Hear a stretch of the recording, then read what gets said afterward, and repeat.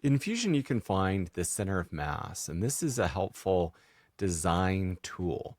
Basically, you can understand if something is going to be easy to tip and maybe how it'll behave if it's a moving object. So if you've got an RC car design you're working on, you'll want to use the center of mass to help create a better design. So if you don't know where the center of mass is, you could have a failing design.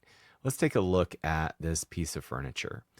I've put a very heavy tabletop. I've put very thin legs that are hollow, and this does not look good, right? I don't think this is going to be very stable, but look at where the center of mass sits. This is going to be pretty easy to tip, right? When we take a look at maybe a more ideal design where I've done a plastic tabletop, thicker legs, you see the center of mass sitting much lower. So it's going to be a lot harder to tip this over. So first, how do you find the center of mass in something really simple like this block? So I'll come up to inspect and I'll choose center of mass and I'll choose the top level name or the body. Either one, in this case, they're the same thing. In this case, they are. You can see the center of mass is in the very center.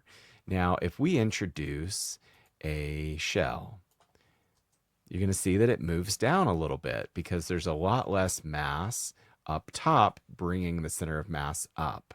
So that's going to drop. This is very much a dynamic response and solves dynamically for you. At the assembly level, let's calculate the center of mass. I'll come up to inspect and choose it.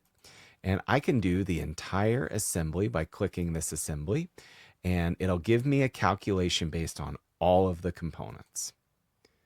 Okay, so when it does that, we'll come over to analysis, make sure that that's turned on. That's where it gets stored for you.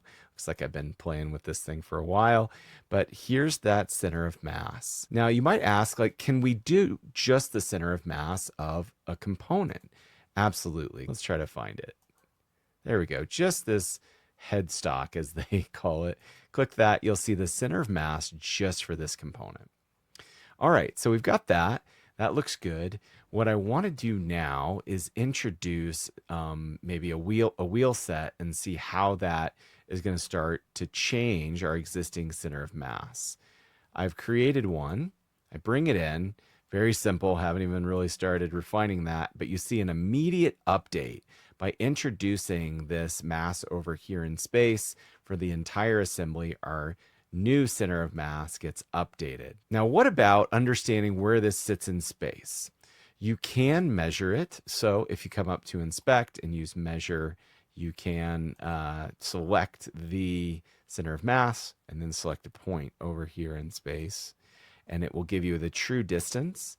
And then you can also calculate the XYZ travel between those 2 points. Now, what about getting more information, right? So if you were to come over and select the entire piece of furniture and right click, do properties, this is going to give you even more information than this simple sphere that's showing you where the center of mass is. Come over to the right, properties, and you'll see that it's got the top level assembly selected, the total mass, which is 49,000 grams, the overall volume, the density, the area, as well as the center of mass put into XYZ coordinates for you. Now, if we just simply come over and select the different components, it'll show this top part is plastic and it's only 8,000 grams. It's not the majority of the density or mass for this whole assembly. If I look at one of these legs, it's a lot heavier than even this plastic tabletop. So you can quickly get a readout of mass and volume, center of mass in your design. So, hey, this is a pretty cool tool for designing and understanding kind of how your part is balanced. I'll see you guys tomorrow.